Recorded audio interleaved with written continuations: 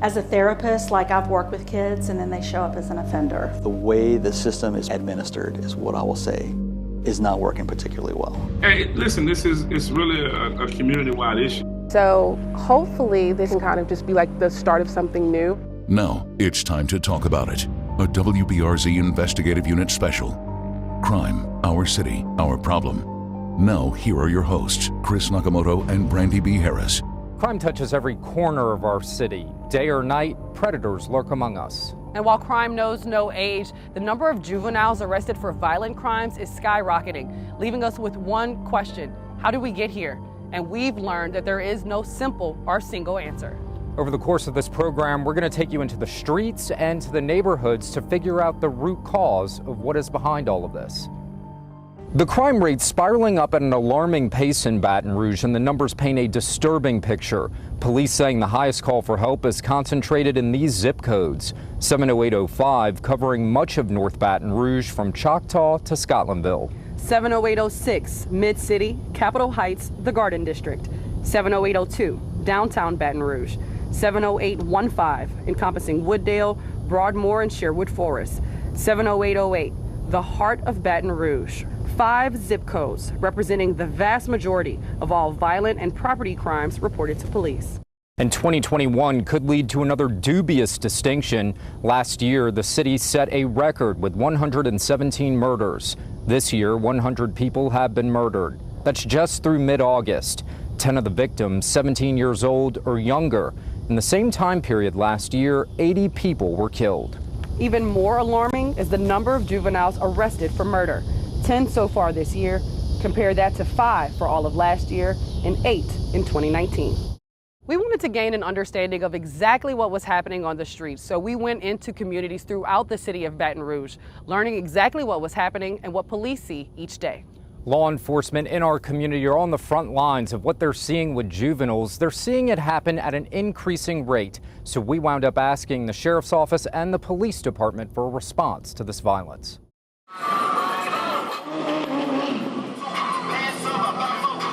On any given night on the streets of Baton Rouge, you'll find a plethora of activity. Whether it's on a weekend or in the middle of the week, the streets are busy, especially when it comes to law enforcement tasked with patrolling them. We're just working on a long-form crime special. Like on this night with a man high on mojo causing problems. Another night, hundreds of people filed out of a club, only leaving after police demanded they vacate the parking lot.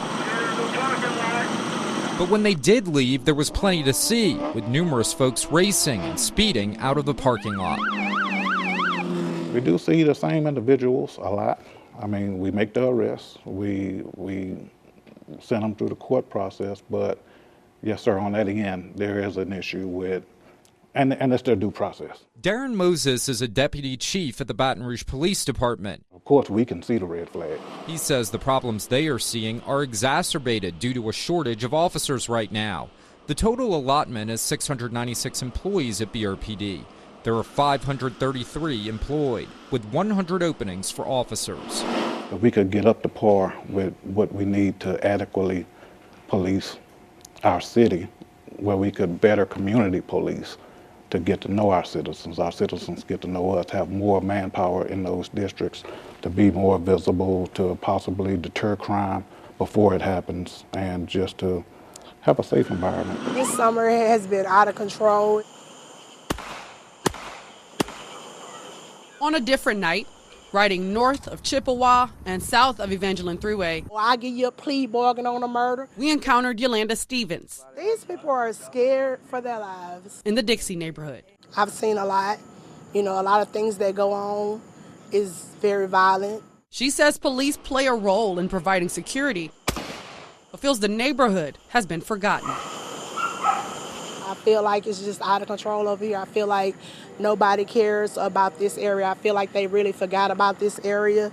And it's really sad because this is not a bad area. The street that I live on right here, this is all elderly people. And BRPD's crime data matches with what she sees. 70802 and 70805 has, as far as our crime analytic data shows, That's our hot spots. Moses says where Yolanda lives is one of those spots 6 kids have been killed in front of that store. with high call volume for police response. That's where we focus most of our resources, to try to get in those areas, be seen, be present to immediately respond to those calls and knock out those calls for service.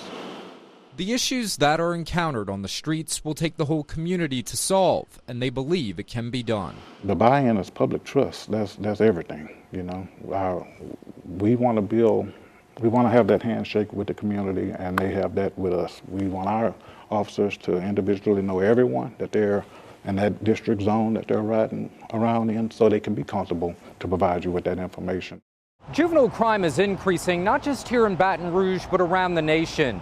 Judges who are seeing the kids come in daily into their courtroom are also noticing a disturbing trend. The intensity of the crimes also increasing. Meanwhile, for the victims, they're sitting there waiting for justice, for a system that's supposed to handle those offenders.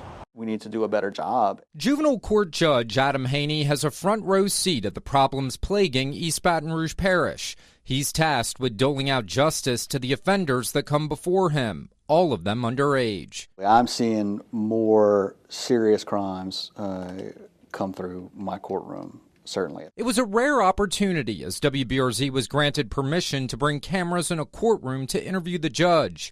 The public now able to get a good look at what the juvenile offenders see when they go before Judge Haney. Numbers provided to us show the increase. From January to July of this year, 10 juveniles were arrested for murder.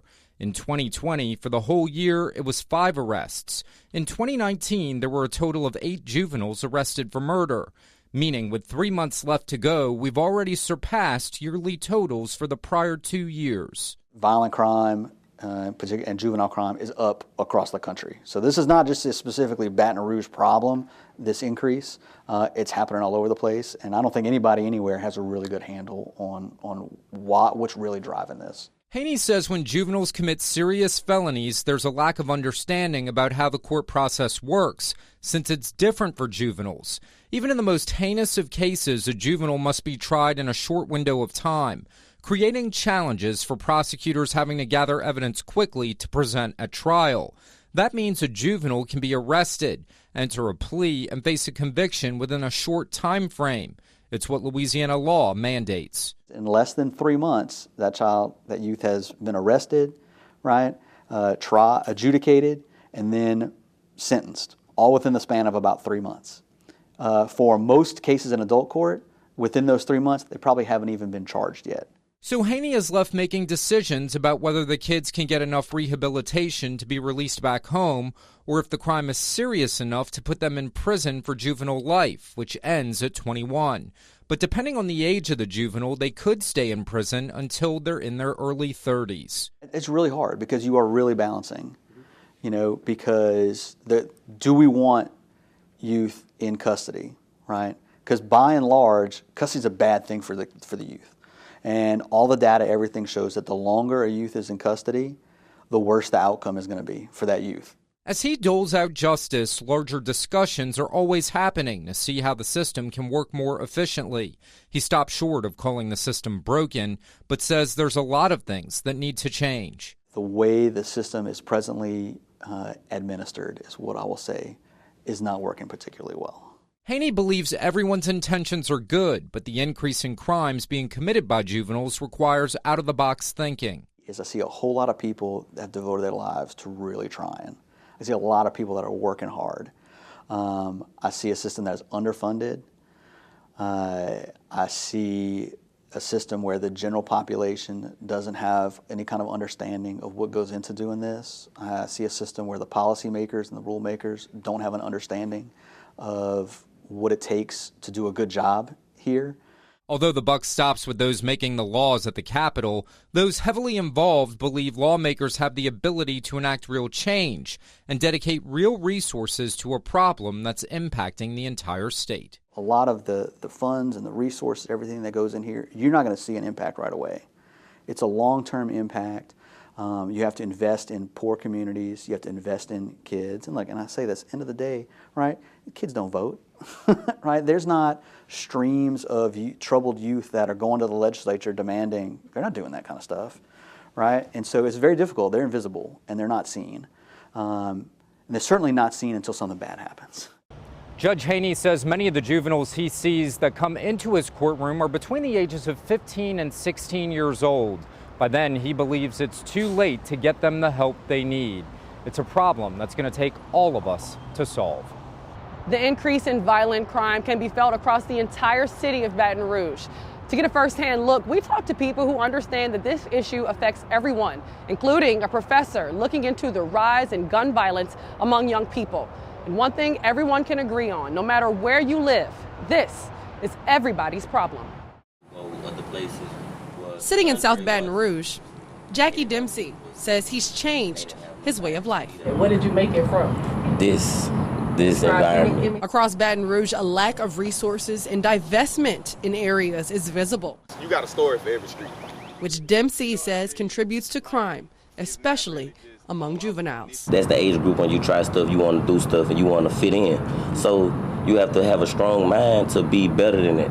Once the kids get older, they don't come here no more. He credits his strong will to his support system, which extends beyond his nucleus family to mentors like Boo Milton. He went to the same school that my mom taught at, and he looked at her like another mom, so me and him instantly became brothers. When I met her, I was in 4th grade, and she was teaching 3rd grade, and it was like we locked in, and I go talk to her, I tell her things, and she helped me on a mentally level. Following years of friendship and mentoring, Jackie says that type of support is what has separated him from some of his peers. I have a lot of friends that's deceased, a lot of friends that's incarcerated. I just told you, on my way coming here, I saw somebody, and whenever I saw them, 2 more people saw us standing outside. We pulled up, and all of them still in the street. And Milton says the type of support that Dempsey gets from him is needed across the capital city. That's what support systems are for, and we got to put in place mentorship program, things for people to do, connecting, and just places for people to have safe spaces and love and support, because where you don't have the most strength, you need somebody to catch you.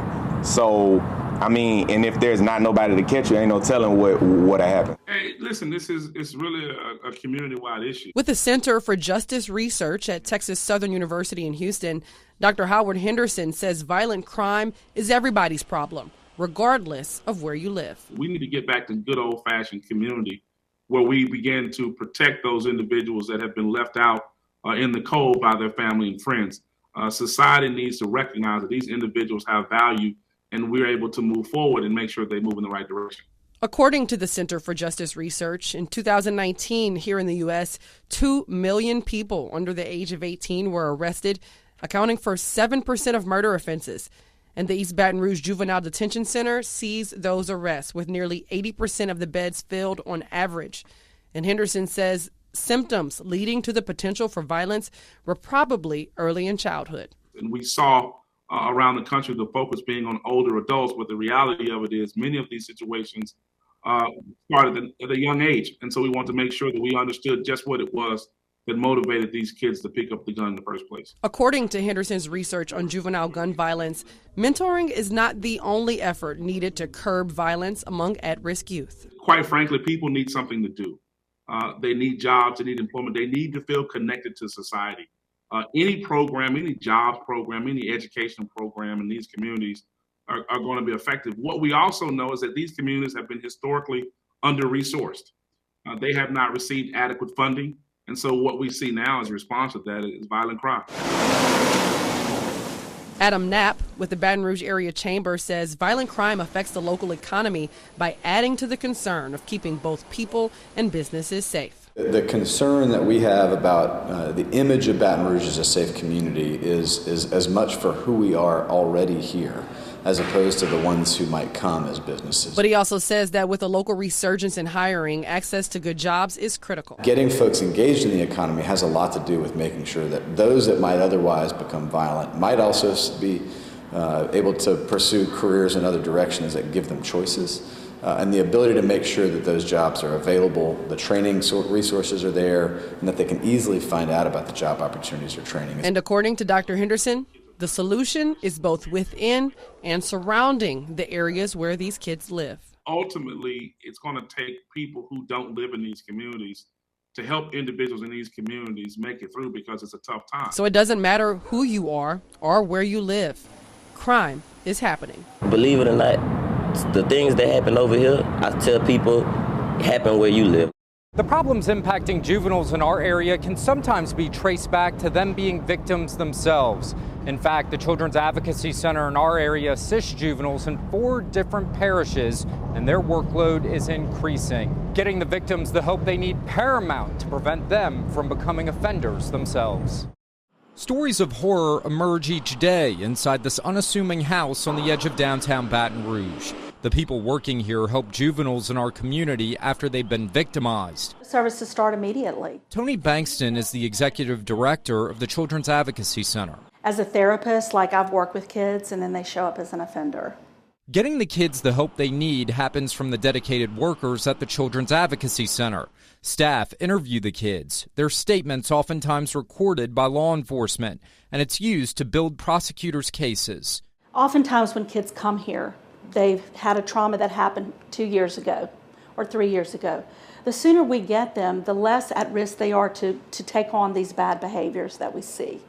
The less likely they are to move into the territory of being a victimizer. This year alone, the CAC has seen a 30% increase in cases, helping children in East Baton Rouge, West Baton Rouge, Iberville, and Point Capee parishes. Last year, they saw more than 550 children, on top of the more than 2,000 that they were already helping. 60 to 70% of victims who do not receive the help they need will have some type of adverse reaction in adulthood. One of those is becoming an offender. Each week, Bankston says there are meetings that happen with all of the key stakeholders in town, from law enforcement to the coroner, hospitals, and schools. They talk about gaps and how to help kids coming in. They've been so busy as of late, they had to hire additional staff and create a new interview room to handle the influx of cases they are seeing. The most important thing to really highlight about what happens to children when their trauma is not addressed is that it then leads to pretty much everything negative that you can think of for adults. It does often lead to victims becoming themselves offenders, actually repeating the very behavior that hurt them. District Attorney Hiller Moore is a key player in the discussions. The bottom line is always going to be public safety. As juvenile crimes have surged in Baton Rouge in 2021. There's a lot of allegations right now, a lot of arrests that are made involving juvenile violent crime and deaths and guns. And that's the wrong thing to be happening with young children. The WBRZ Investigative Unit counting nearly a dozen juveniles arrested just this year for high-profile crimes around the capital city. The ones include the ambush at a College Drive apartment complex pool that left a toddler dead. 2 teens were arrested in that case. Also this year, a shooting at the IHOP on Segan Lane. A teen among those arrested implicated in that murder. A 15-year-old charged in the carjacking of a nurse at Our Lady of the Lake. Also in July, a teen arrested for killing a dad in Zachary after they exchanged gunfire in his home. That teen was there to see his girlfriend, the victim's daughter. If probable cause is found. District Attorney Hiller Moore says probable cause hearings must be held within 30 days of a juvenile's arrest. If a juvenile judge finds no probable cause, that juvenile is released. Oftentimes, juvenile prosecutors can't even get their evidence gathered fast enough to present at those hearings. Would you say that the juvenile court system, the way it is set up right now, is failing the individuals that are going through it? I think oftentimes that it does because we just can't spend enough time to get to them adequate services that we can. And everyone's hands are tied to a certain degree with the number of cases that we have and the resources that we have. Across the river, a teen also arrested for the shooting of a Port Allen High School student. She died when gunmen opened fire on the wrong apartment, killing her. District Attorney Tony Clayton telling WBRZ earlier this year the problem is so bad he's proposing a juvenile facility to house the worst of the worst offenders. You cannot go home to mama after you've taken an AR-15 and coax someone to come out at night to rob them and then shoot them and try to kill them and then go home to your mom and eat cornflakes. Ain't happening. As key players finally realize this complex problem is not getting better, fixing it is not as simple as it sounds. But if the victims in our community can be identified early on, it's a good place to start. How do we fix this? Oh, that's a very layered. The answer to that question, Chris, is really layered because there are simple things, there are short-term things that we can do to improve, and then there's also what we call macro-level issues, which are system issues like education and poverty and the workforce. I mean, all of those problems in those big systems trickle down to violent crime, and we know that. So there is sort of what I would think of as a larger fix to these issues. But, you know, in the short term, until we're able to get to make a headway or make an imprint in those big systems issues, we can, as a community, the average person is much more powerful and influential than they think they are.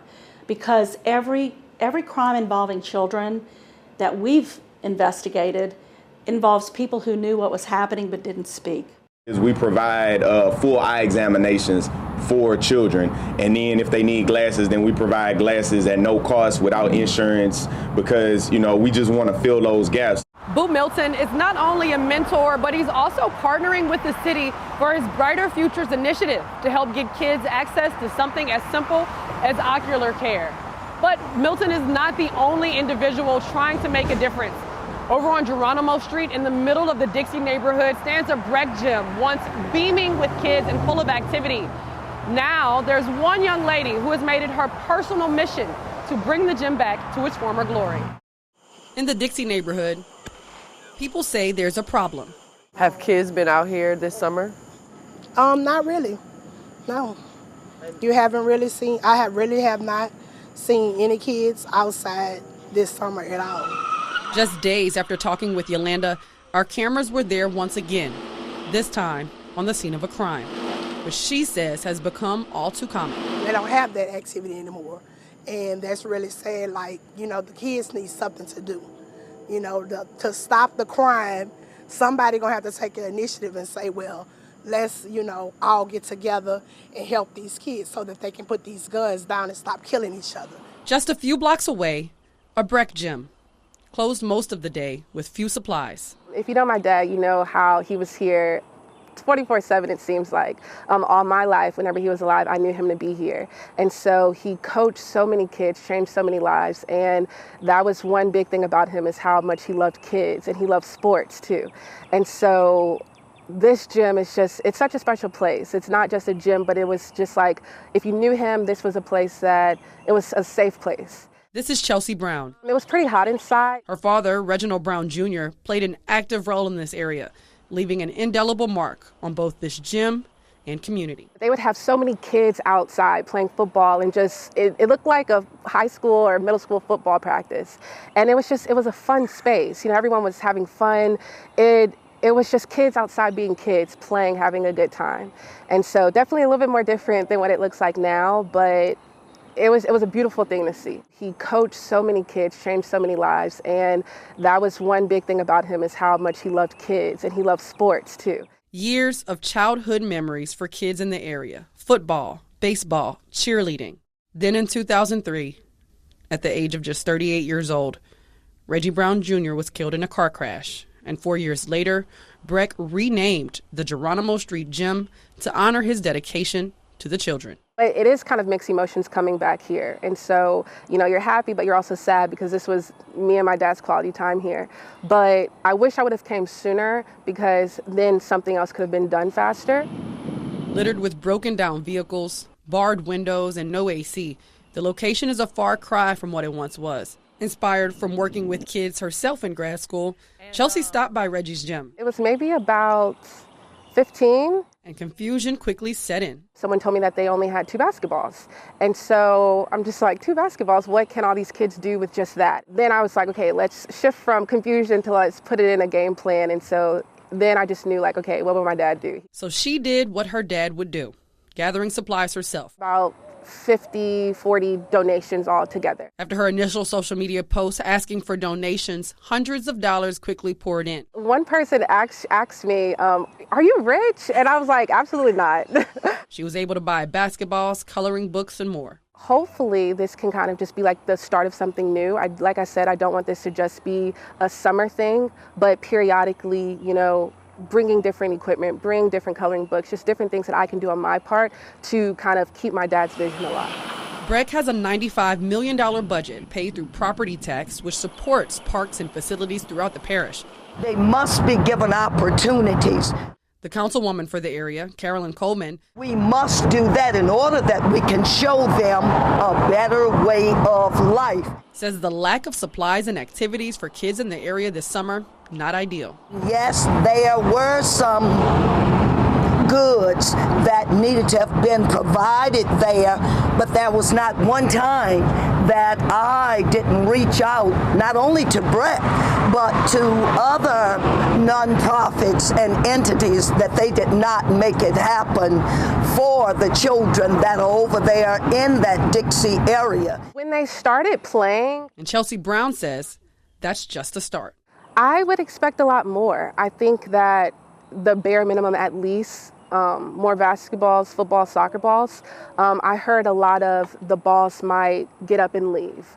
But that's really not an excuse to me, because I feel like this is a place where kids should be able to be kids. And if anything, if they're playing, they're not getting into trouble. While she's working to bring back the activities she remembers, it's now about being part of her dad's legacy, taking care of the kids and the community that he loved so much. My dad spent so much time here, and I know he had a vision, kids, especially the kids here, where his life, he loved them, and I just want to at least do my part to try to keep that vision alive.